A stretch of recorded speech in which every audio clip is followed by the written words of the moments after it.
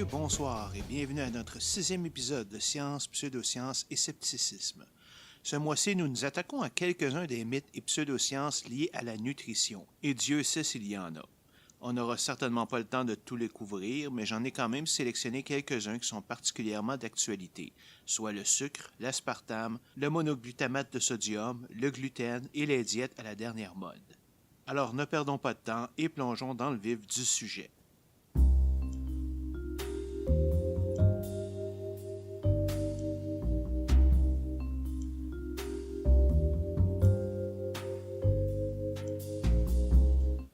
J'aimerais commencer en parlant de la nutrition en général d'un point de vue sceptique. Vous n'avez juste qu'à regarder autour de vous pour être bombardé d'informations apparemment contradictoires, d'annonces de la découverte de nouveaux aliments miracles et qu'un produit qu'on croyait excellent pour la santé est maintenant considéré cancérigène. On dirait que personne ne sait vraiment ce qui se passe avec notre corps et ce qu'on lui donne pour le nourrir. D'où nous vient donc cette incertitude? Comment se fait-il qu'un domaine soi-disant scientifique soit si ouvert aux mythes et à la pseudoscience? Après tout, la nutrition relève de la chimie et ses lois ne changent pas d'un mois à l'autre. Pourquoi est-ce que la nutrition, elle, est si changeante? Je pense qu'à la base, cette incertitude est causée par le fait que nous sommes tous différents. Chacun de nos corps est composé d'environ 20 000 à 25 000 gènes, s'exprimant tous de façon différente pour chaque être humain. Ce mécanisme est le résultat de l'évolution par sélection naturelle pour permettre une grande adaptabilité à notre environnement et nous donner comme espèce une meilleure chance de survie. Après tout, si nos corps réagissaient tous de manière identique, tout organisme mortel à l'humain pourrait éventuellement décimer toute l'espèce. Cette différence dans nos gènes et dans la manière dont ils s'expriment dans le monde extérieur font en sorte que les individus réagissent de manière différente aux produits que l'on consomme. Certains vont développer des allergies, d'autres vont plus ou moins bien absorber ou être sensibles à une substance spécifique, etc. C'est cette diversité de réactions qui fait en sorte qu'il est pratiquement impossible d'établir, par exemple, un moyen universel de maigrir. Et cette incertitude encourage la prolifération de mythes et de pseudosciences dans la nutrition. Par contre, malgré ce qu'on essaie de nous faire croire, il y a des choses dont nous sommes relativement certains. Par exemple, si vous voulez perdre du poids, vous devez dépenser plus d'énergie que vous n'en consommez. Pour ce faire, vous devez soit augmenter votre dépense en faisant de l'exercice, soit manger moins et mieux, soit idéalement les deux. Un deuxième facteur est relié à la mauvaise compréhension du processus scientifique et des statistiques en particulier. À chaque mois, il semble y avoir une nouvelle étude qui vient contredire ce qu'on croyait savoir, ce qui fait qu'on est incapable de s'y retrouver. Mais ce qu'il faut comprendre, c'est qu'une étude par elle-même ne veut pas dire grand-chose. Non seulement elle peut être mal conduite ou avoir des failles méthodologiques, mais même si elle est faite dans les règles de l'art, il est possible qu'elle donne un résultat statistiquement improbable. Pour vous expliquer pourquoi, je ferai ici un petit aparté mathématique. Prenons un exemple. Disons que j'ai une série de 1000 nombres générés au hasard entre 1 et 10. En moyenne, j'aurai donc environ 100 fois le nombre 1, 100 fois le nombre 2, 100 fois le nombre 3, etc. Mettons ensuite que je désire avoir une idée de la répartition des valeurs dans ma liste, mais sans avoir à inspecter tous les éléments individuellement. Ce que je vais faire, c'est sélectionner au hasard un échantillon de valeurs prises de cette série et l'utiliser comme approximation du vrai résultat. Plus le nombre d'échantillons est bas, plus j'ai de chances de me tromper dans mon évaluation. Plus il est élevé, moins j'ai de chances de me tromper. C'est exactement de cette manière que fonctionnent les sondages, dans lesquels on interroge 1000 personnes pour estimer les intentions de vote d'un pays de plusieurs millions d'habitants. Plus le nombre de personnes interrogées est bas, plus la marge d'erreur est haute. Plus il est élevé, plus la marge est basse. Mais il faut absolument que la liste des personnes interrogées soit sélectionnée au hasard, et ça, c'est loin d'être facile. Mais même si tout ça est bien fait, il se peut que les échantillons sélectionnés n'aient absolument rien à voir avec la réalité. Si je reviens à mon échantillon de 10 valeurs parmi 1000, les chances sont minces, mais possibles que je choisisse au hasard 10 échantillons dont la valeur est 1. Après tout, il y en a quand même 100 dans ma série. Et si c'est le cas, évidemment, mon évaluation de l'échantillon ne me dira absolument rien sur la série complète. En fait, je n'ai même pas besoin d'aller aussi loin, même si juste 33% des échantillons ont une valeur de 1, alors qu'elles ne représentent que 10% des valeurs de la série, mon évaluation ne vaudra rien. C'est pourquoi quand on mentionne un sondage, non seulement on doit mentionner la marge d'erreur, ce qui est généralement fait, mais on doit aussi mentionner le taux de confiance, qui pour un sondage politique est de 95%. Et ça, on ne le fait presque plus. Ce que ça veut dire, c'est qu'un sondage sur 20 ne veut absolument rien dire. Ce résultat est généralement assez facile à éliminer si on peut le comparer à plusieurs autres sondages, mais comment le ferait-on si c'était le seul? C'est exactement le même problème avec les études scientifiques. Quand on teste un médicament, on ne le fait que sur une toute petite partie de la population. Même si une étude est superbement menée avec un protocole doublement aveugle et une méthodologie impeccable, il y a toujours une possibilité d'obtenir des résultats qui ne veulent rien dire. C'est pour cela qu'un résultat, pour être accepté, doit être confirmé par plusieurs autres études indépendantes donnant approximativement le même résultat. Alors, quand vous entendez dire qu'une étude semble contredire plusieurs autres études, ne partez pas en peur, car il se peut très bien que ce soit une de ces études qui ne veulent rien dire. C'est pourquoi il faut vraiment attendre qu'elle soit confirmée par d'autres avant de considérer qu'elle peut être véridique. Une manière extrêmement utile pour se protéger contre ces résultats bizarres est ce qu'on appelle la méta-analyse. Ce qu'on fait, c'est qu'on va analyser un ensemble d'études sur un sujet précis et en sortir des résultats de synthèse. On appelle aussi ce procédé une revue de littérature scientifique. Par exemple, pour un effet X, si j'ai 30 études qui montrent son existence, 4 qui ne le montrent pas et 3 dont les résultats sont incertains, je peux conclure avec beaucoup de certitude que l'effet X existe vraiment. C'est une méthode qui est énormément utilisée en science et qui donne des résultats remarquables de précision. Il y a toujours une chance qu'une telle méta-analyse soit fausse elle aussi, mais les probabilités que ce soit le cas sont beaucoup plus basses que pour une seule étude. Et évidemment, plus il y a d'études considérées dans cette méta-analyse, plus les chances que ce soit le cas sont basses. Bon, c'est maintenant la fin de mon aparté et revenons à la nutrition. Un troisième facteur expliquant l'incertitude de ces résultats est le sensationnalisme utilisé, surtout par les journalistes, mais aussi quelquefois par les scientifiques eux-mêmes. Les titres des journaux sont là pour attirer le lecteur, et ce qui semble être possible dans un papier scientifique devient soudainement vrai pour les journaux. Un exemple, vous pourriez lire dans un article scientifique un résultat du genre « l'aspartame pourrait avoir un lien avec le diabète », mais on ne sait pas s'il est de cause à effet, ou s'il est la conséquence d'un autre phénomène, ou s'il est simplement l'effet du hasard. D'autres études sont nécessaires pour le confirmer. Dans les journaux le lendemain, un grand titre « L'aspartame cause le cancer ». Yeah! Et ce que je viens de vous dire, là, c'est une vraie situation, ce n'est pas une invention de ma part, et j'y reviendrai plus tard. Mais la conclusion à retenir est qu'il ne faut jamais totalement se fier aux découvertes rapportées dans les journaux. Si quelque chose d'annoncé vous semble intéressant, allez plutôt lire l'article scientifique publié, vous aurez une bien meilleure idée de ce qui a vraiment été découvert. Le domaine de la nutrition, à cause de son incertitude intrinsèque, est un champ particulièrement vulnérable aux mythes et pseudosciences, un peu comme la médecine. D'autant plus qu'il a un impact direct sur notre santé. Tout le monde a son petit remède miracle ou sa manière particulière de rester en santé. Pour avoir de vrais conseils, vous devez vous adresser à un ou une nutritionniste ou diététiste. Ces deux titres sont équivalents et sont des titres professionnels réservés au Québec. Seuls les membres de l'Ordre professionnel des diététistes du Québec peuvent l'utiliser. La formation vient sous forme d'un baccalauréat en nutrition offert par les universités Laval, Montréal et McGill. Mais même cela n'est pas un gage de protection contre les mythes et pseudosciences, car comme les médecins, le nutritionniste n'est pas un scientifique, il est un praticien. Il est donc aussi susceptible que n'importe quel autre professionnel de se faire influencer par des mystificateurs. Évidemment, il est possible de faire de la recherche en nutrition, mais pour cela, il faut aller à la maîtrise et au doctorat.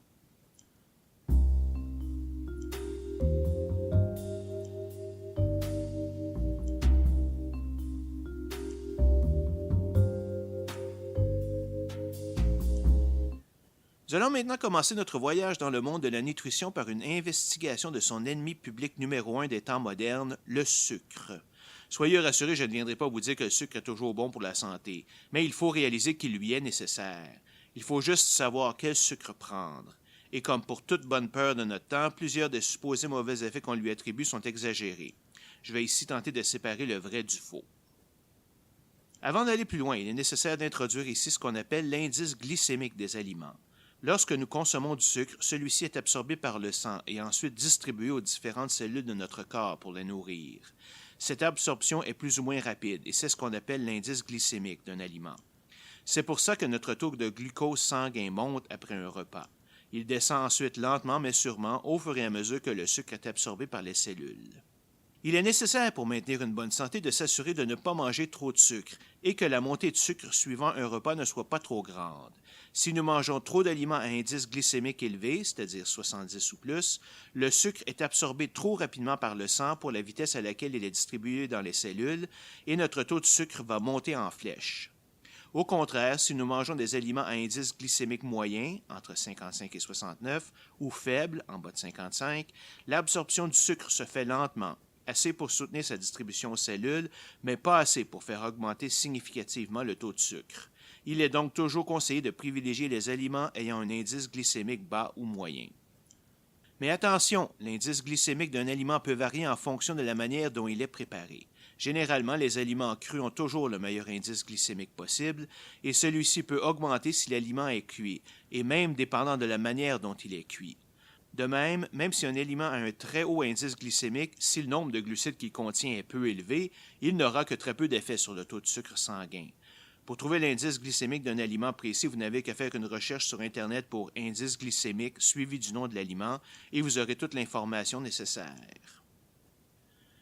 Le sucre est un glucide, c'est-à-dire une substance nutritive formée de carbone, d'oxygène et d'hydrogène et ayant une très haute valeur calorifique. Il est surtout apprécié à cause de son goût très doux et sert à améliorer le goût de certains aliments. À forte consommation, il peut même provoquer une dépendance. Il existe deux types principaux de sucre. Les sucres simples, comme le glucose, le fructose et le lactose, qui sont des sucres ayant généralement un indice glycémique plus élevé, donc plus rapidement absorbés par l'organisme. On les retrouve dans le sucre raffiné, c'est-à-dire le sucre blanc, le miel, la mélasse, le sirop d'érable, etc., les fruits et les jus de fruits, le lait, les pâtisseries et autres aliments sucrés. Les sucres complexes sont constitués d'un ensemble de sucres simples réunis dans une chaîne nommée amidon. Détruire cette chaîne pour absorber le sucre demande du temps et ces sucres ont donc un indice de glycémie moyen ou bas. On les retrouve dans le pain, les céréales, le riz, les pâtes alimentaires, les légumineuses et les pommes de terre. Avant d'aborder les problèmes du sucre, soyons clairs, nous avons besoin de sucre car ce sont les glucides qui fournissent l'énergie nécessaire à notre corps et à notre cerveau en particulier. Les diètes sans sucre, comme celle d'Atkins dont nous parlerons plus loin, sont à déconseiller à cause de leurs effets néfastes. Et deuxièmement, en termes de consommation quotidienne recommandée, les deux types de sucre sont identiques. Si on vous recommande de ne pas manger plus de 60 g de glucides par repas, ça inclut les deux types de sucre. Manger 80 g de sucre complexe ne sera pas meilleur pour le poids que de manger 80 g de sucre simple. Il est possible de devenir obèse en ne mangeant que des sucres complexes. De plus, nous ne pouvons pas ne pas manger de sucre simple, car cela voudrait dire aucun fruit, lait ou yogourt. Mais encore là, il faut faire la différence entre le sucre simple naturel et le sucre simple raffiné. Bien qu'ils soient simples, les sucres naturels sont généralement entourés de fibres qui ralentissent leur vitesse d'absorption. De plus, ces fibres sont bonnes pour la santé car elles coupent notre appétit et aident notre régularité. Les sucres raffinés, eux, n'ont plus ces fibres. C'est pourquoi aussi un fruit frais sera toujours à préférer à un jus, car le processus d'extraction du jus brise les fibres qui entourent le sucre, ce qui le rend à peu près équivalent à du sucre raffiné. Malheureusement, ce sucre raffiné est le type de sucre utilisé quand on parle de sucre ajouté à un aliment. En résumé, ce qu'il faut éviter, ce sont les sucres raffinés. Voilà. Maintenant, la question est comment je fais pour reconnaître ce sucre ajouté aux aliments? Que voulez-vous, il n'y a rien de simple dans la vie. Tout est dans l'art de lire les étiquettes. Et même là, elles ne disent pas tout. La grande majorité des produits que l'on peut acheter contient une étiquette donnant sa valeur nutritive, du moins aussi au Québec, je ne peux pas parler pour le reste du monde. Dans la section glucides, vous trouverez la quantité totale de glucides ainsi que deux sous-sections, les fibres et le sucre. Mais voilà le hic. Quand vous calculez la vraie quantité de glucides que vous mangez, vous devez soustraire la quantité de fibres de la quantité totale de glucides, car ces fibres ne sont pas digérées par l'organisme et sont très bonnes pour la santé. Mais ce n'est pas fini, car la quantité de sucre listée est souvent inférieure à la vraie quantité de glucides. Comment ça? C'est parce que la section sucre ne veut dire que les sucres simples. Si vous désirez connaître la quantité de sucre complexe, vous devez soustraire la quantité de sucre listée de la vraie quantité de glucides. Et finalement, juste pour nous faire chier un peu plus, il n'y a pas moyen, dans cette quantité de sucre inscrite, de distinguer entre le sucre raffiné et le sucre naturel. Non, il n'y a vraiment rien de facile, hein? Mais il y a quand même quelques règles que vous pouvez retenir. Par exemple, le sucre dans les fruits et les produits laitiers sont généralement naturels, alors que le sucre de table, les jus et les boissons gazeuses utilisent du sucre raffiné. De même, les pains au blé entier ou intégral contiennent généralement très peu de sucre simple. S'ils en ont beaucoup d'inscrits, comme pour le pain blanc ou la farine blanchie en général, c'est qu'on lui a ajouté du sucre raffiné. Je ne veux pas faire de publicité, mais un excellent exemple sont les pains Saint-Méthode, faits ici même au Québec, qui ne contiennent pratiquement pas de sucre raffiné et de sel, contiennent beaucoup de fibres et fournissent peu de calories, de 120 à 180 pour 2 tranches de pain, dépendant de la variété choisie. Bon, on parle de sucre qu'il faut éviter, mais pourquoi? Faites une simple recherche Internet sur les méfaits du sucre et vous allez les voir défiler. Certains sont vrais, certains le sont peut-être, et certains sont carrément faux. Et un indice, ne vous fiez jamais à des sites de santé naturelle comme naturalnews.com ou conscienceetsanté.com. Leur objectivité laisse largement à désirer. Favorisez plutôt les sites de santé publique ou les articles scientifiques. Je me contenterai ici de nommer les 5 problèmes les plus cités, soit l'obésité, le diabète de type 2, les maladies cardiovasculaires, le pourrissement prématuré des dents et l'hyperactivité. Mais il faut faire attention car certains de ces liens n'ont jamais été prouvés. Par exemple, savez-vous que nous n'avons toujours pas d'études montrant que le sucre cause le diabète de type 2? C'est surprenant, non? Parce que d'habitude, tout le monde pense que le sucre cause le diabète de type 2. En fait, ce que nous savons est que l'obésité est une cause majeure du diabète. Et évidemment, le sucre est une source d'obésité. Mais ce n'est évidemment pas la seule. Toute consommation élevée de calories peut causer l'obésité. Le sucre contient simplement beaucoup de calories. Mais il est possible d'être obèse sans être diabétique ou d'être diabétique sans manger beaucoup de sucre ou même d'être obèse. Un problème qui n'est pas causé par le sucre est l'hyperactivité. Dans une étude de 1994 publiée dans le Journal of Abnormal Child Psychology, 2 groupes d'enfants ont reçu un placebo non sucré. Puis on a dit aux mères du premier groupe que leurs enfants avaient mangé du sucre et aux mères du deuxième groupe que leurs enfants n'avaient pas mangé de sucre. Puis on leur a demandé d'évaluer le comportement de leurs enfants. Les mères du premier groupe ont dit constater une augmentation de l'activité chez leurs enfants, alors que les mères du deuxième groupe n'ont observé aucun changement. Mais comme aucun enfant n'a mangé de sucre, la seule conclusion est que cette soi-disant augmentation d'activité était dans la tête des mères du premier groupe. Elles s'attendaient à avoir plus d'activité, elles ont donc vu plus d'activité. Comme je l'ai déjà mentionné, ce qu'il faut éliminer, ce sont les sucres simples raffinés.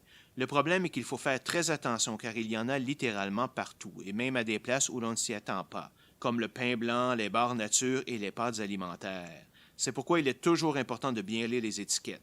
La situation est encore pire dans les fast-foods, où on trouve du sucre raffiné jusque dans les hamburgers et les salades. La position de l'Organisation mondiale de la santé est que la quantité de sucre raffiné qu'on consomme ne devrait constituer au maximum que 10 % de notre apport calorifique quotidien, ce qui pour un être humain typique veut dire environ 200 calories. Un repas normal devrait contenir entre 40 et 60 grammes de glucides. Un autre mythe dont j'aimerais parler concerne le sirop de maïs à haute teneur en fructose. Il est particulièrement populaire aux États-Unis et est utilisé à la place du sucre à cause de sa forme liquide et de son prix inférieur. Il peut être appelé de différentes façons, SGHF, sirop de glucose fructose ou isoglucose. Peu après son apparition, les amateurs de produits naturels ont commencé à répandre des rumeurs sur la supposée toxicité du fructose quand on le compare au sucrose présent dans le sucre normal. En fait, pour une rare fois, ces rumeurs sont fondées. Il semble effectivement y avoir un lien entre une consommation élevée de fructose et une augmentation des triglycérides dans le sang, pouvant causer l'obésité, la résistance à l'insuline et certaines maladies cardiaques. Sauf que le sirop de maïs à taux élevé de fructose est loin d'être la seule source de fructose. Il existe plusieurs autres aliments naturels dont le taux de fructose est tout aussi élevé, sinon plus.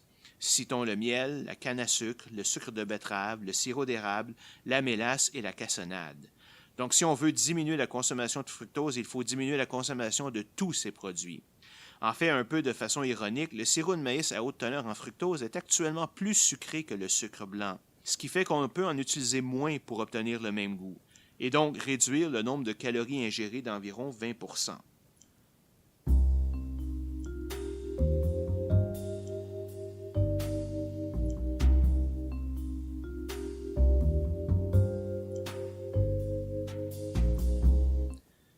En raison de la démonisation du sucre et pour diminuer la quantité que nous ingurgitons, l'industrie a créé ce que nous appelons des édulcorants hypocaloriques.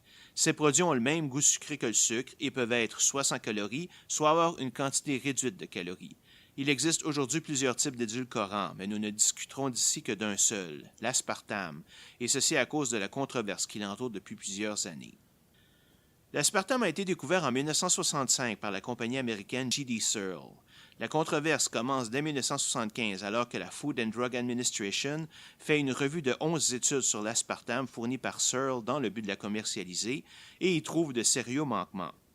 Mais en 1979, le Center for Food Safety and Applied Nutrition conclut que ces manquements sont mineurs et n'ont pas eu d'influence sur les résultats montrant que l'aspartame est sans danger. Elle est donc finalement approuvée de façon limitée en 1980, dans les sodas en 1983, puis sans restriction depuis 1996. Mais à intervalles réguliers, l'aspartame revient dans les nouvelles à cause de dangers supposés. Avant même de les aborder individuellement, il faut réaliser que l'aspartame est utilisé depuis maintenant plus de 36 ans dans les boissons diètes. Le fait qu'aucun effet ne peut à ce moment lui être directement attribué est déjà un bon indicateur qu'elle est probablement sans danger. Malgré cela, il est facile de trouver plein de sites sur Internet dénonçant son utilisation. Parmi ces supposés effets, on peut trouver des maux de tête et migraines, un risque plus élevé de développer le diabète et un risque plus élevé de développer le cancer. De plus, plusieurs mettent même en cause son utilité pour la perte de poids. Voyons donc ça. Commençons par les maux de tête et les migraines. Selon la clinique Mayo, un établissement médical réputé, l'aspartame serait un produit déclencheur de migraines, au même titre que le chocolat, le vin rouge, le fromage et plein d'autres produits alimentaires courants. Big deal. Non seulement elle n'est pas pire qu'aucun d'autre de ces produits, mais cet effet n'a rien à voir avec sa prétendue toxicité. En 2007, une revue de littérature scientifique couvrant quelques centaines d'études sur les liens entre l'aspartame et le cancer a été publiée par l'Université du Maryland. Cette revue conclut qu'il n'y a absolument aucun lien entre l'aspartame, même prise à des doses très élevées, et tout type de cancer, et qu'elle ne présente aucun danger pour le système nerveux. En fait, cette peur vient probablement de tests qui ont été faits sur des rats ayant reçu des doses d'aspartame tellement élevées en pourcentage de leur masse corporelle qu'un humain serait simplement incapable de consommer une quantité équivalente. N'importe quoi à dose massive est nuisible et l'aspartame ne fait pas exception, mais ça ne veut rien dire pour une consommation de tous les jours. L'European Food Safety Authority a publié en 2015 une revue d'une étude de 2005 montrant une supposée augmentation du nombre de cancers chez les rats causés par l'aspartame et a conclu qu'elle était criblée de problèmes et qu'au bout du compte, les données sur le nombre total de tumeurs malignes ne donnent aucune preuve du potentiel cancérigène de l'aspartame. Là, il y en a qui vont dire que ça ne veut pas dire qu'il n'y en a pas, mais simplement qu'on ne les a pas trouvés. À cela, je répondrai que je ne peux prouver qu'il n'y a pas de dragon invisible, inodore et intangible dans mon garage, même si je n'ai pas de garage. Est-ce que ça veut dire que je dois vivre comme s'il était là? À un moment donné, si nous sommes incapables de démontrer un lien de cause à effet en deux événements, il faut finir par accepter qu'il n'y en a pas. Sinon, on est prêt à croire n'importe quoi et on devient la proie facile des charlatans. Avant de passer au risque de diabète, parlons un peu de la capacité ou non de l'aspartame à nous faire perdre du poids. Il est vrai que plusieurs personnes qui passent au soda diète ne perdent pas de poids. Selon le dénigreur de l'aspartame, c'est parce que notre cerveau est trompé par le goût sucré de l'aspartame et s'attend à recevoir une bonne quantité de glucides. Et comme il ne vient pas, alors on se met à avoir faim pour remplir ce besoin. OK, ça peut faire du sens à première vue, mais est-ce que c'est réaliste? Premièrement, disons-le, il n'y a aucune preuve que ce mécanisme soit vrai. Deuxièmement, s'il y a bien une chose pour laquelle notre cerveau est bon, c'est de s'adapter. Parlez-en aux gens qui deviennent aveugles à l'âge adulte et pour qui les autres sens se développent quand même. Il se peut que ce mécanisme soit vrai pour un certain temps, mais ne pensez-vous pas que le cerveau va s'habituer à cette situation et arrêter de provoquer cette faim? Moi-même, j'ai fait le saut aux boissons diète voilà plus de 15 ans, je dirais, et aujourd'hui, je ne me mets certainement pas à avoir faim après avoir bu un Coke Zéro. La réalité est probablement beaucoup plus simple. Il n'y a pas de processus miraculeux qui fait que boire un liquide sans calories cause un gain de poids. Simplement, boire du soda diète donne à plusieurs personnes la permission de manger encore plus, car ils pensent déjà avoir fait un effort pour réduire leurs calories. Et cette compensation est au moins égale aux calories qu'elles ont sauvées en buvant des boissons diète, d'où le maintien ou même le gain de poids. Pour quelqu'un qui est capable de se contrôler sur ce point, les boissons diète sont excellentes pour perdre du poids et pour contrôler son taux de sucre si elle est diabétique. Justement, parlant des diabétiques, on a aussi accusé l'aspartame de causer le diabète de type 2. En fait, une étude de 2013 publiée par l'Institut national de la santé et de la recherche médicale de France aurait trouvé une relation entre la consommation de boissons diète et le développement du diabète de type 2, plus important même que celle entre le diabète et les boissons sucrées. Mais souvenez-vous de ce que je disais plus tôt à propos des études isolées. De plus, l'étude elle-même est incapable d'expliquer cette relation. Même si elle existe, nous ne savons pas s'il s'agit d'une relation de cause à effet, c'est-à-dire que l'aspartame cause le cancer, ou bien d'une relation indirecte, c'est-à-dire que les personnes qui consomment des boissons diète font en général du surpoids et donc ont une plus forte chance de développer le diabète, ou si c'est simplement une pure coïncidence. Pour l'instant, aucune autre étude n'est venue confirmer ce résultat et ça fait quand même déjà 3 ans. Santé Canada a indiqué qu'une personne peut consommer sans danger 40 mg d'aspartame par kilogramme de masse par jour. Pour une personne d'à peine 110 livres ou 50 kg, ça fait donc plus de 2000 mg ou 2 grammes par jour. En comparaison, un 7-Up Diet en contient 124 mg par canette. Donc, cette personne peut boire plus de 16 canettes par jour sans aucun danger.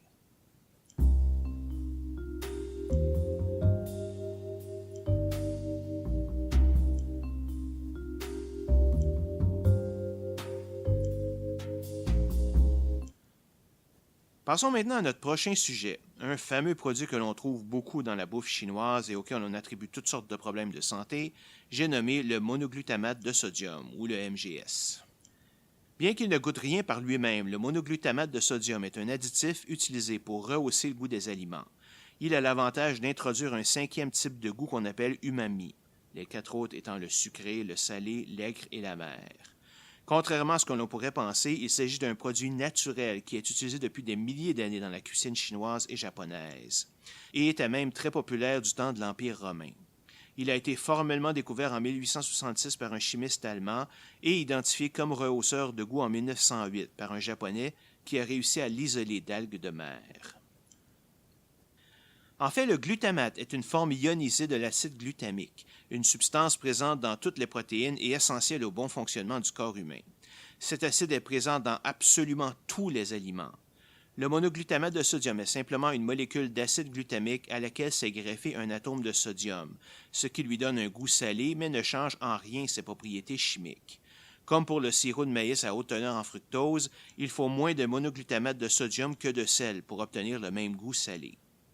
Mais alors, d'où vient le bobo? D'anecdotes, d'une part, de sensationnalisme, quelle surprise, d'autre part, et de façon unique, d'un brin de xénophobie. Tout ça a commencé en 1968 avec un médecin qui, après avoir mangé plusieurs fois dans des restaurants chinois, se met à souffrir de douleurs aiguës au bras, de palpitations du cœur et de faiblesse généralisée. Il a décrit son expérience dans une lettre envoyée au New England Journal of Medicine, qui sera publiée.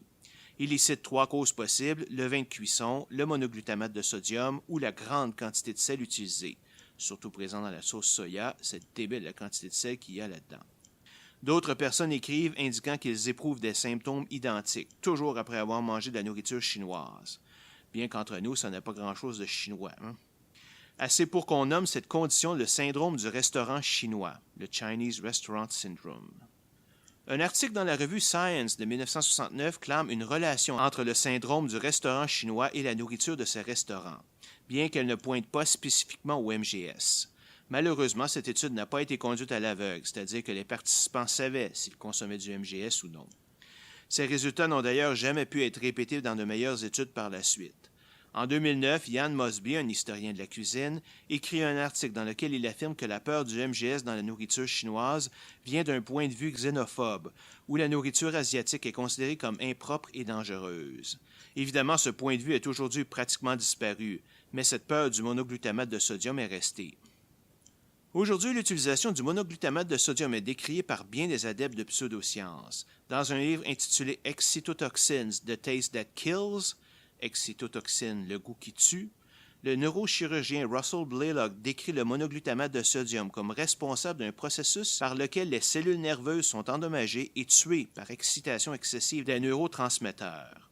Évidemment, il n'a jamais pu prouver ces allégations. Juste par le titre du livre, vous voyez que ce n'était pas la personne la plus subtile. Et ne vous faites pas avoir par sa profession. Être un neurochirurgien ne veut pas dire qu'on est un scientifique ou qu'on connaît quoi que ce soit à la chimie des neurones. Ou qu'on est capable d'esprit critique, hein? Vous rappelez-vous de Ben Carson, ce parfait imbécile et candidat à l'investiture républicaine aux États-Unis, qui croyait que les pyramides d'Égypte étaient utilisées comme entrepôts à grains au lieu de tombeaux pharaoniques? Mais c'était un neurochirurgien. Bon, revenons à nos moutons. Cet effet excitant du MGS pourrait supposément causer la maladie d'Alzheimer, la maladie de Parkinson et la maladie de Lou Gehrig. Les problèmes plus simples n'y échappent pas non plus. Obésité, dommages aux yeux, maux de tête, fatigue, désorientation, dépression, alouette. Évidemment, tout cela est faux. Plusieurs méta-analyses ont été publiées couvrant le résultat de centaines d'autres études. Voici ce qu'elles ont conclu. Il n'y a pas de données médicales qui montrent que le MGS cause des maux de tête ou des migraines. De plus, il n'y a aucune indication qu'une sensibilité au MGS est même possible. Des décennies de recherche montrent que l'idée d'excitotoxine est un non-sens, car le monoglutamate de sodium semble simplement incapable d'avoir un effet sur le cerveau. Pour ceux qui croient être sensibles au MGS, de larges doses de MGS pourraient provoquer des symptômes plus importants qu'un simple placebo. Cependant, la fréquence de ces réactions est basse, elles sont elles-mêmes inconsistantes d'une personne à l'autre et n'ont pu être reproduites. Autrement dit, elles semblent plus psychosomatiques que réelles. Le monoglutamate de sodium n'est pas relié à l'obésité chez l'humain. Il semble cependant causer une prise de poids chez la souris et le rat. Finalement, le monoglutamate de sodium n'a aucun effet chez les asthmatiques. Mais alors, d'où vient le syndrome du restaurant chinois? La nourriture elle-même pourrait l'expliquer. Elle est très salée, très riche et haute en glucides et en gras. Ou peut-être est-ce dû au racisme qui sévissait dans les années 60. Ou peut-être est-ce un produit de l'hystérie collective comme l'hypersensibilité aux ondes Wi-Fi ou au gluten.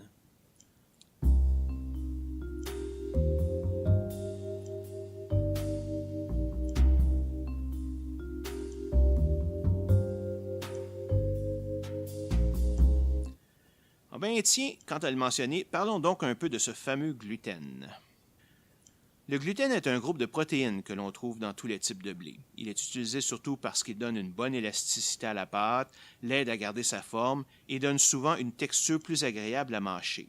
Il est présent dans le pain, l'orge, les pâtes conventionnelles, les craquelins, les céréales, les pâtisseries, ainsi qu'une grande variété de nourriture industrielle. Soyons clairs dès le début, il existe de vraies conditions médicales reliées à la consommation de gluten. La maladie de cœliaque se décrit, selon la Canadian Celiac Association, comme une affection dans laquelle la surface d'absorption de l'intestin grêle est endommagée par une substance appelée gluten. Cette affection entraîne l'incapacité du corps à absorber les nutriments, protéines, gras, glucides, vitamines et minéraux, qui sont nécessaires à la bonne santé. Au Canada, une personne sur 133 serait atteinte de cette maladie. Il est également possible d'être simplement allergique au blé. Cette allergie cause une réponse anormale du système immunitaire qui traite le blé comme s'il s'agissait d'un élément étranger. Au niveau de l'estomac et de l'intestin, les résultats sont identiques à la maladie de cœliaque, mais avec un temps de réaction différent. Cette réponse immunitaire est cependant de courte durée et ne causera pas de dégâts à long terme. Une troisième condition, dont l'existence m'a moi-même surpris, est ce qu'on appelle la sensibilité au gluten non cœliaque, ou SNGC. Selon la Fondation québécoise de la maladie cœliaque, elle se manifeste par des symptômes apparaissant peu de temps après l'ingestion de gluten et qui disparaissent dès qu'il est retiré de l'alimentation. Elle se caractérise par des problèmes intestinaux et extra-intestinaux semblables à ceux qui sont observés dans les cas de maladie de cœliaque et de syndrome du côlon irritable. Le sujet est cependant délicat car mal compris et certaines études doutent même de son existence. En fait, celle-ci semblait être démontrée dans une étude publiée en 2011 dans la revue Gastroenterology. Cependant, 2 ans plus tard, le même groupe a publié une autre étude dans le même journal, montrant finalement que cet effet avait plutôt été causé par un certain type de glucides que le corps ne peut absorber que très lentement. Dès qu'on l'a éliminé de la diète, les symptômes sont disparus. Le gluten n'y était donc pour rien. On s'entend, il y a certaines personnes qui ne devraient pas manger de gluten, et même là, le SNGC est très discutable. Mais qu'en est-il de la population en général? Est-ce qu'une diète sans gluten serait à recommander, surtout que celui-ci n'a pas vraiment de valeur nutritionnelle par lui-même? La réponse n'est pas aussi claire qu'on pourrait le croire. Tout changement majeur de diète entraîne des inconvénients majeurs, et il s'agit par la suite de voir si le jeu en vaut la chandelle. Et je ne m'attarderai même pas ici sur la question de la rareté des produits sans gluten et de leur coût plus élevé, car ces problèmes se régleraient d'eux-mêmes si une bonne partie de la population adaptait cette diète. De façon surprenante, le risque majeur d'une diète sans gluten vient sous la forme de malnutrition.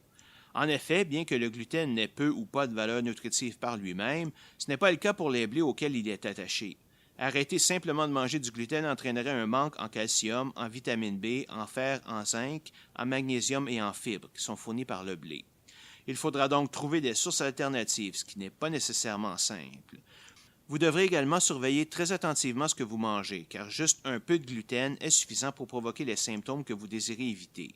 S'ils ne sont pas dans votre tête, évidemment. En fait, comme les bénéfices d'une diète sans gluten sont purement qualitatifs, je me sens mieux, j'ai moins mal à la tête, etc., la perception du patient entre beaucoup en ligne de compte. Et quand on fait une étude à l'aveugle, on se rend compte que les supposés bénéfices ne relèvent souvent que d'une simple impression, ou au mieux de l'effet placebo. Des chercheurs de l'Université de la Floride ont réalisé une étude publiée dans le Journal of Nutrition Education and Behavior, dans laquelle 97 participants ont testé 2 types de biscuits, l'un avec du gluten et l'autre sans gluten, et ont répondu à un questionnaire. Les deux groupes ont jugé les biscuits de façon identique en termes de goût et texture, mais ceux qui ont mangé des biscuits sans gluten ont jugé qu'ils se sentaient mieux après. Le hic, c'est que les deux types de biscuits étaient identiques et ne contenaient pas de gluten. Cette étude a également identifié 5 mythes que les gens avaient par rapport à une diète sans gluten. Premier mythe, la diète sans gluten garantit une perte de poids à cause de l'élimination d'une grande quantité de glucides. Ce serait vrai si on les remplaçait par exemple par des fruits ou des légumes, mais en fait, les produits de remplacement sans gluten contiennent souvent autant de glucides que l'aliment original. Deuxième mythe, une diète sans gluten va changer vos papilles gustatives. En fait, l'étude montre qu'il n'y avait pas vraiment de différence au niveau du goût entre une diète avec et sans gluten. De même, quand est venu le temps d'estimer la quantité de calories, de graisse et de glucides, les deux groupes ont donné approximativement les mêmes réponses. Troisième mythe, une diminution du gluten mène à une diminution des maux d'estomac. À moins que vous ne souffriez d'un trouble de santé lié au gluten, il n'y a aucune évidence que le gluten ait une influence quelconque sur votre estomac. Quatrième mythe, une diète sans gluten améliore votre alimentation. Mais c'est exactement le contraire. Comme nous l'avons déjà dit, elle peut causer un manque de plusieurs nutriments essentiels. Cinquième mythe, les aliments sans gluten sont meilleurs que leur version avec gluten. Bien que de plus en plus de produits sans gluten apparaissent, ils ne sont pas tous bons pour la santé. Plusieurs d'entre eux remplacent le gluten par d'autres produits qui ont une grande quantité de gras saturés et de cholestérol ou qui ont une haute teneur en calories sans avoir une bonne valeur nutritive. Alors ne pensez pas que diète sans gluten égale meilleure santé. Simplement, les gens qui font attention à leur nourriture, comme ceux qui veulent une alimentation sans gluten, ont tendance à choisir de meilleurs aliments en général. Ajoutons finalement que même la nourriture sans gluten ne peut être vraiment sans gluten, ce serait littéralement impossible. Aujourd'hui, tout produit contenant moins de 20 parties par million est considéré comme sans gluten.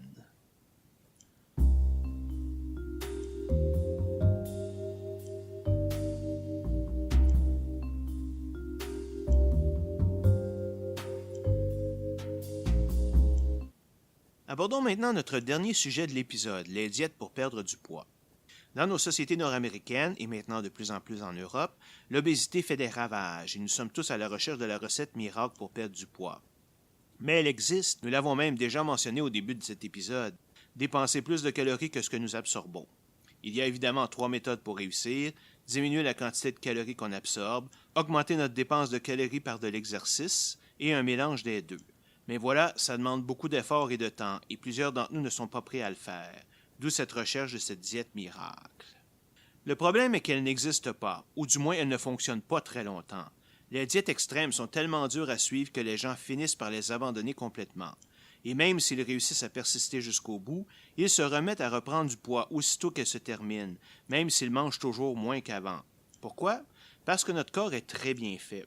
Lorsque nous l'affamons pour une période prolongée, il finit par se mettre dans un état de conservation d'énergie qui fait en sorte qu'il demande moins d'énergie de notre part pour fonctionner.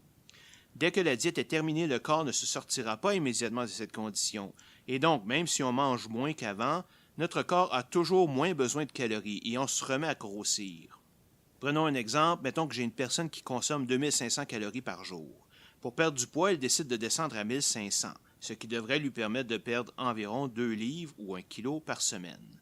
Mais si elle continue cette diète pendant un bon moment, son organisme va ralentir jusqu'à, disons, ne demander que 1750 calories par jour. Elle continuera donc de maigrir, mais à un rythme beaucoup plus lent. Admettons qu'elle atteigne son poids santé et décide de revenir à une diète d'environ 2000 calories par jour, ce qui est la normale. Le problème est que pour un certain temps, son organisme ne demandera toujours que 1750 calories par jour pour fonctionner, et donc elle se mettra à engraisser au rythme de 250 calories par jour. Mais même ça, c'est la situation idéale, car souvent les personnes se sont tellement privées pendant la diète qu'elles reprennent immédiatement leurs anciennes habitudes alimentaires. Et là, c'est la catastrophe pour les raisons suivantes. Avec leur poids réduit, le nombre de calories pour avoir un poids stable a également diminué et peut être passé à 2000 calories par jour au lieu de 2500. Elle consommera donc en partant plus de 500 calories de trop à chaque jour. Leur organisme étant en mode de conservation pendant encore quelques mois, la vraie quantité d'énergie nécessaire est plus de 1750 calories par jour que 2000, ce qui accélérera la reprise du poids encore plus. Et même cette situation n'est pas si simple à atteindre, car après beaucoup de privations, les gens ont tendance à se goinfrer encore plus, parce qu'à leurs yeux, ils ont déjà fait un gros effort et peuvent se le permettre. En conclusion, pour avoir une diète efficace, il faut éviter cet état de conservation et donc éviter les diètes très sévères. Vous avez donc bien plus de chances d'atteindre un poids santé et de le maintenir en mangeant une quantité normale de nourriture, de 1800 à 2000 calories par jour, et en faisant de l'exercice. Une autre chose aussi que les gens semblent oublier est que lorsque l'on suit une diète sans exercice, on ne perd pas juste de la graisse, mais aussi du muscle. En fait, plus de 30% de la masse que l'on perd est musculaire, ce qui est une mauvaise chose, car les muscles nous rendent plus forts et plus résistants et nécessitent beaucoup de calories juste pour se maintenir. On peut cependant éviter cette perte de muscle par l'exercice, en particulier la musculation. Oui, je sais, la musculation n'est pas une bonne manière de perdre du poids. Si vous commencez à en faire, vous allez probablement même prendre du poids, surtout au début. Mais dites-vous bien que la vraie méthode d'être en santé n'est pas de perdre du poids, mais plutôt de perdre de la graisse. Quand vous faites de la musculation, vous allez remplacer la graisse par du muscle. On s'entend pour dire qu'avoir une bonne musculature est excellent pour la santé et est esthétiquement beaucoup plus plaisant. De plus, les muscles ont 3 avantages par rapport à de la graisse. Premièrement, ils sont beaucoup plus denses, ce qui fait qu'un kilo de muscle est beaucoup moins volumineux qu'un kilo de graisse. Deuxièmement, les muscles demandent beaucoup d'énergie pour les maintenir, ce qui fait qu'on peut manger plus sans engraisser. Et troisièmement, un avantage de la musculation par rapport au cardio est que non seulement nos muscles ont besoin de plus d'énergie quand on fait des exercices, mais ils ont aussi besoin de plus d'énergie de retour au repos pour se reconstruire. Donc, une bonne séance de musculation nous fera non seulement dépenser quelques centaines de calories sur le coup, mais fera en sorte que notre corps continuera à utiliser plus de calories pendant les prochains 1 ou 2 jours pour reconstruire ses muscles encore plus forts et plus solides qu'avant. Je ne veux cependant pas dire que la musculation est meilleure que le cardio. Le cardio nous permet de perdre plus de calories dans une même période de temps, travaille tout notre corps et est très efficace pour améliorer notre cœur et nous protéger contre les maladies cardiaques. Encore ici, la meilleure solution est d'adopter un programme mixte de cardio et de musculation. Un dernier point avant de revenir aux diètes, j'ai vu en ligne un paquet de conseils supposément pour optimiser notre manière de travailler en gym. Selon Kino Québec, c'est de la foutaise ou a tellement peu d'effet que ça ne vaut même pas la peine de vous compliquer le travail. Si vous faites de l'exercice, vous allez brûler plus de calories et perdre du poids. Tout le reste n'est pas important. Juste un exemple de ça que vous pouvez trouver sur les machines de cardio est l'idée d'avoir une intensité modérée qui va optimiser le brûlage des graisses et une intensité plus élevée qui va principalement brûler des glucides. Donc l'idée est que si on veut brûler plus de graisse, il faut faire un entraînement moins intense. Et c'est techniquement vrai. À intensité modérée, environ 60% des calories brûlées viennent de la graisse et 40% des glucides. À intensité élevée, c'est le contraire. Sauf que le nombre de calories brûlées en intensité élevée est pas mal plus élevé qu'en intensité modérée, ce qui fait qu'en nombre absolu, on va quand même brûler plus de graisse. Non, l'important dans tout ça, c'est de bouger et le plus petit exercice comme la marche aide. Moi-même, j'ai perdu plus de 120 livres, environ 50 kilos, ces dernières années sans faire de diète, juste en mangeant mieux et une quantité normale et en faisant beaucoup d'exercices. Et j'ai commencé tout ça par une simple marche d'environ un petit kilomètre qui me semblait très longue à ce moment-là. Il est avant tout important de trouver une routine que vous aimez, car dites-vous bien que si l'idée même d'aller vous entraîner vous emmerde, vous ne ferez pas long feu.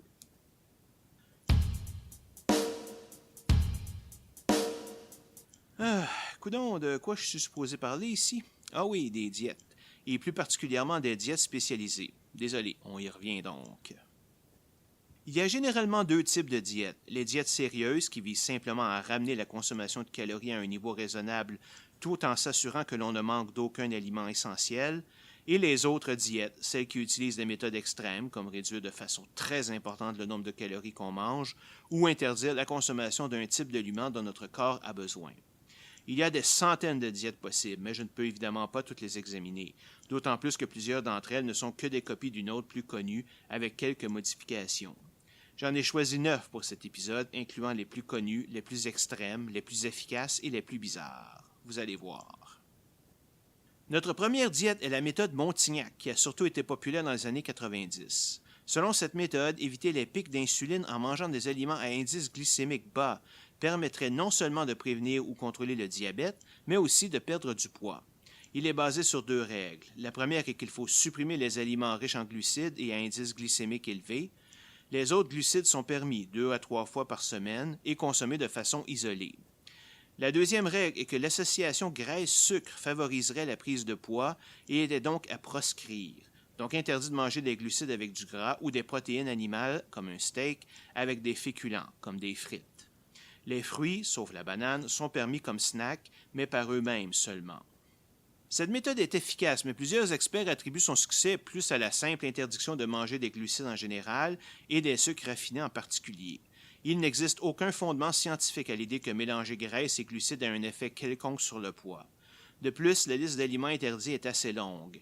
Pâtisserie, confiserie, viennoiserie, chips, brioches, biscuits, barres chocolatées sucrées, pizza, couscous, crème glacée, soda et boissons sucrées, riz blanc, pâtes, pain blanc, purée de pommes de terre, céréales du petit déjeuner, miel, chocolat, bananes, riz soufflé, sucre, frites, betteraves, maïs, carottes cuites, bière, navets cuits, confiture, dattes, etc.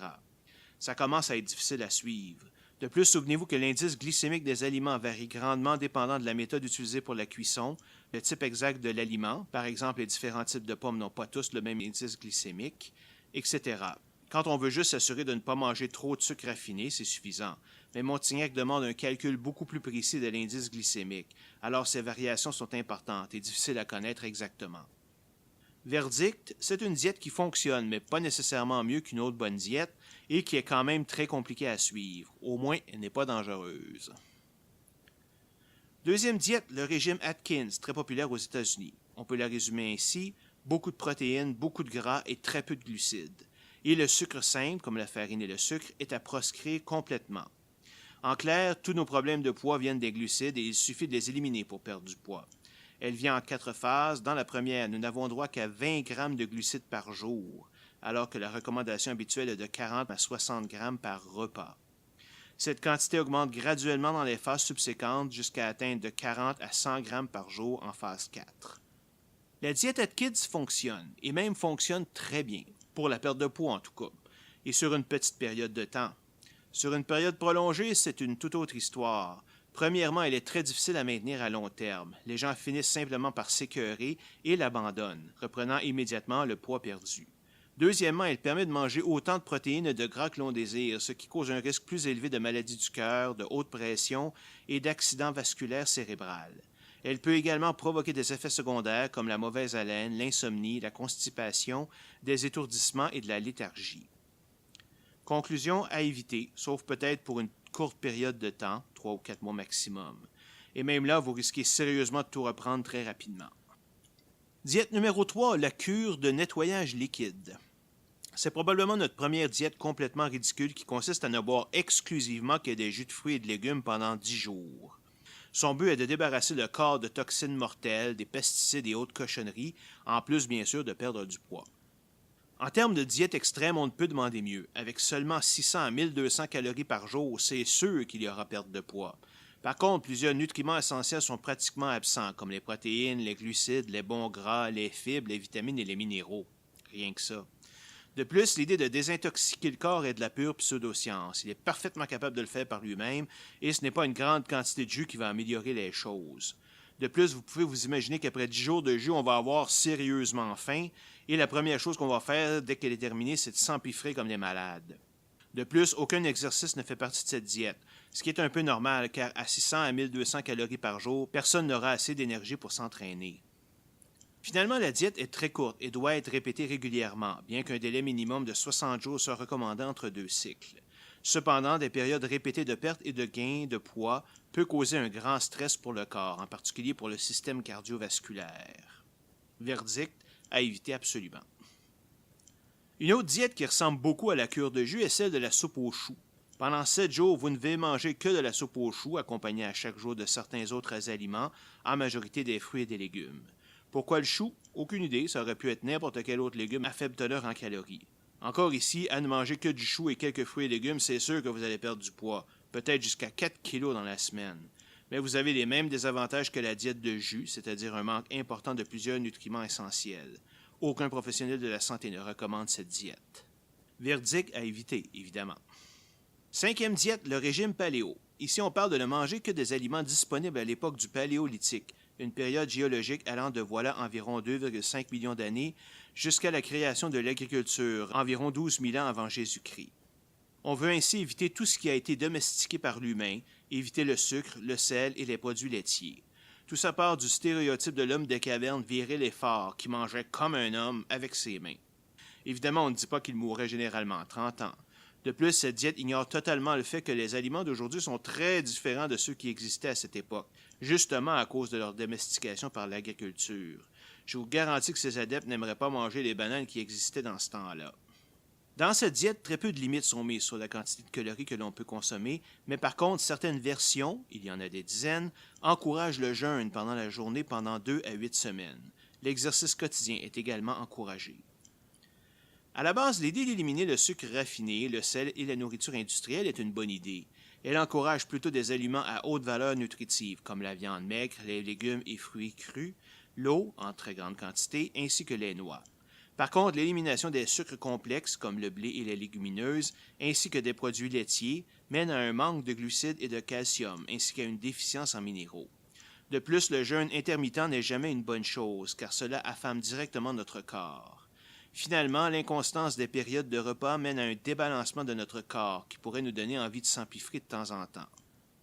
Une version plus balancée du régime paléo serait de permettre les lentilles et les fèves pour fournir des sucres complexes, le yogourt nature pour le calcium et les probiotiques et limiter le jeûne à 1 jour par semaine. Vertic, efficace, mais favoriser la version plus balancée. Une diète d'un autre type est le régime 3 heures. D'après son créateur, si vous ne vous nourrissez pas à tous les 3 heures, votre corps entre dans un mode famine et se met à brûler des muscles au lieu du gras. En mangeant à tous les 3 heures, le corps éviterait ce mode et continuerait à brûler du gras. Bon, par où on commence? Ah oui, je pense que personne n'aura surpris d'entendre qu'il n'y a aucune science derrière ce raisonnement. Le seul avantage de ce régime est qu'il n'élimine aucun élément de votre diète et donc ne cause pas de débalancement. Par contre, en plus d'être basé sur du vent, à 3 repas et 3 goûters par jour, il devient extrêmement facile, si on n'exerce pas de contrôle serré, de trop manger et donc de prendre du poids au lieu d'en perdre. De plus, elle n'encourage absolument pas une meilleure alimentation. Verdict, inoffensive mais inefficace. Une diète qui est très populaire ces dernières années est le régime méditerranéen.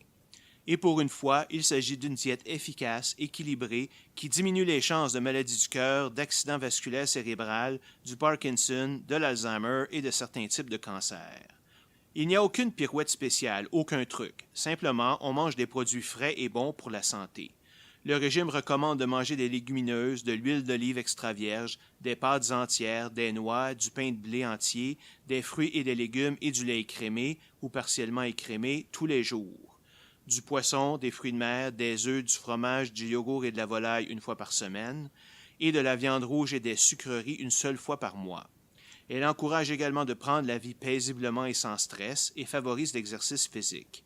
Cette diète possède donc de nombreux bénéfices sans aller dans le végétarisme ou le végétalisme. De plus, je parlais dans mon dernier épisode du besoin de réduire la quantité de viande que nous mangeons, et cette diète serait une excellente méthode pour le faire. Verdict, très recommandé si vous êtes capable de vous passer de viande rouge. Je voudrais maintenant conclure cette section par possiblement la diète la plus bizarre dont j'ai entendu parler, le régime de Shangri-La. L'idée derrière ce régime est que le corps apprend pendant notre croissance à associer les aliments ayant beaucoup de saveur aux calories, ce qui mène à une surconsommation de ces produits et donc à une prise de poids débridée. Ce régime vise donc à détruire cette association entre aliments savoureux et calories en rendant la nourriture moins appétissante. Et comment on fait ça? En prenant de 1 à 3 cuillerées à table d'huile d'olive extra vierge et ou 1 à 2 cuillerées à table d'eau sucrée, 2 fois par jour entre les repas. Cette concoction sans saveur aiderait notre corps à dissocier goût et calories et éventuellement diminuerait la quantité de calories qu'il désire. Pour vous aider, vous devriez également trouver un moyen d'empêcher votre nez de sentir les bonnes odeurs de bouffe, manger des aliments inhabituels car votre corps ne les associe pas encore aux calories, et manger de la nourriture aussi fade que possible, comme des purées de légumes, de la soupe sans assaisonnement et du pain sans beurre. Bon, je ne sais pas quel pain il mange, là, mais il y a du pain qui est excellent, même sans beurre. Hein? Je ne perdrai même pas de temps à essayer de trouver les bons et mauvais côtés de cette diète, tellement elle est ridicule. Ah oui, vous pouvez manger ce que vous voulez, autant que vous le voulez. Votre corps va magiquement apprendre à réduire son appétit de lui-même.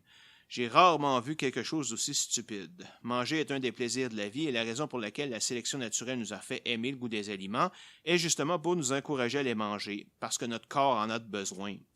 L'idée de cette relation entre saveur et calories est une pure invention qui n'est évidemment pas supportée par la science. Même le nom est pseudo-scientifique, puisqu'il s'agit du nom d'une communauté fictive de l'Himalaya, associée, dit-on, à la paix et à la tranquillité. Son inventeur, un psychologue du nom de Seth Roberts, prétend que ce régime vise à mettre les gens en paix avec la nourriture. En la rendant fade, c'est quoi le rapport? Verdict, je n'insulterai même pas votre intelligence en vous donnant un verdict.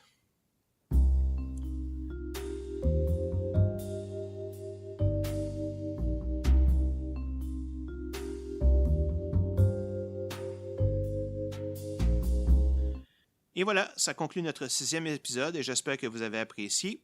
On se revoit le mois prochain alors que je parlerai de... je ne sais pas encore, mais ça sera certainement intéressant. À la prochaine!